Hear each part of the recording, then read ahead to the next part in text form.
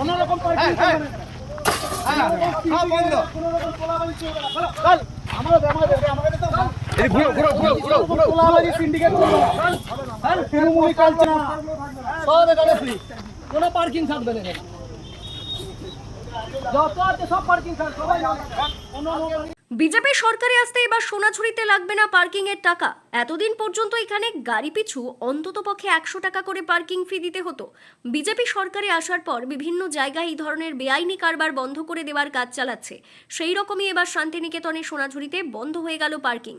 না আছে সরকারি কোনো অনুমোদন, এইভাবে পার্কিং চলতে পারে না, তোলাবাজি।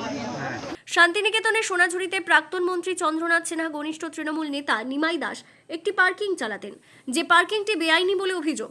বৈধ কাগজপত্র অথবা অনুমতি না নিয়ে এই পার্কিং চালানোর অভিযোগ উঠেছে এবং পার্কিং ফি বাবদ কোনো রাজস্ব সরকারি কোষাগারে যেত না বলেও অভিযোগ। আর এরই পরিপ্রেক্ষিতে বোলপুরের বিজেপি নেতৃত্ব শনিবার সেই পার্কিং বন্ধ করে দেয়। সোনাঝুরিতে এমন পার্কিং বন্ধ হয়ে যাওয়ার পরিপ্রেক্ষিতে স্বাভাবিকভাবেই পর্যটকদের পকেট মানিতে সাশ্রয় হবে। স্বাভাবিকভাবেই এমন ঘটনার পরিপ্রেক্ষিতে খুশি পর্যটকদের বড় অংশ। বোলপুর বিজেপির সাংগঠনিক জেলার যুব মোর্চার সভাপতি শম্ভুনাথ রায় ও বোলপুর পুরসভার 1 নম্বর ওয়ার্ডের বিজেপি নেতা অরুণ দাস এই বেআইনি পার্কিং বন্ধ করে দিয়ে জানান, এটা ভারতীয় জনতা পার্টির সরকার, এখানে কোনো বেআইনি কারবার চলবে না। অভিযোগ বলতে কিছু এইখানকার মালিক যারা এই জমিগুলোর মালিক বলছে, কিছু জন আমাদের কাছে এসেছিল, তাদের বক্তব্য খুব ক্লিয়ার। নিমাই দাস যার এখানে যার পার্কিং এটা, তিনি নাকি জোরপূর্বক তাদের কাছে জমিগুলো নিয়ে তাদের নামগুলো চেঞ্জ করে, পলিটিক্যাল পাওয়ার দেখিয়ে তাদের নামগুলো চেঞ্জ করে এই পার্কিংটা চালাচ্ছে।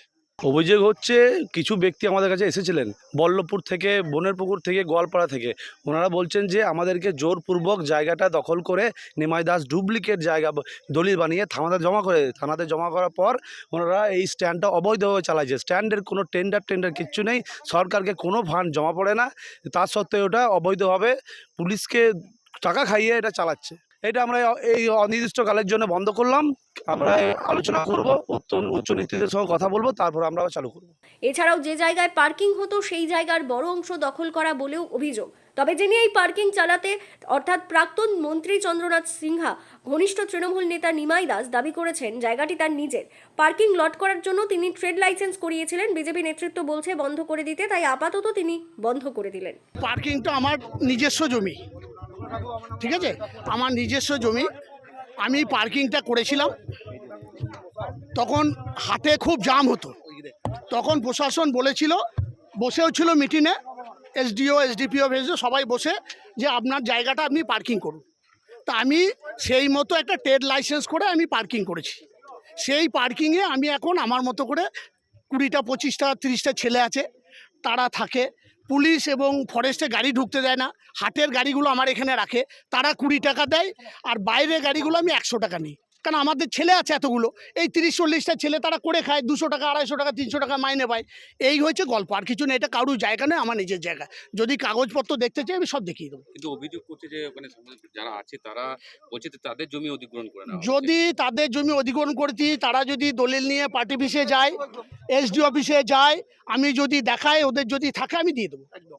আর যদি গভর্নমেন্টের জায়গায়, তাহলে আইনগতভাবে যদি নিতে হয় আমি সেইভাবে নেবো। এটা তো নতুন কি আছে, এরা যদি বলে গেছে পলিটিক্যাল ছেলেরা, আমি কাল থেকে বন্ধ করে দেবো।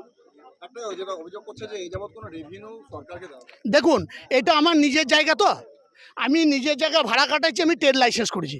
আমার ট্রেড লাইসেন্সে যেটুকু গভর্নমেন্টকে দিয়েছি, আর বাকি ছেলেরা করে খায়, এইটুকুই। আবার কি পার্কিং এর জন্য যেটা অভিযোগ, যে ওখানে কোনো গাড়ি পুলিশকে দিয়ে দাঁড় করানো হতো না, যাতে এইখানে না, আমরা করি না। রাস্তায় আমরা কোনো গাড়ি দাঁড় করাই না। পুলিশ এবং ফরেস্ট বলেছিল গাড়িগুলো যাতে ভেতরে না ঢুকে, আপনি এই গাড়িগুলো যাতে না ঢুকে যায় সেটা দেখেন। আর আমরা কাল থেকে বলে দিলাম, আপনারা দেখে নেবেন যে আমরা ওইদিকে কেউ নাই, কারণ আমি আমার জায়গা থাকবে বন্ধ। মিটে গেল।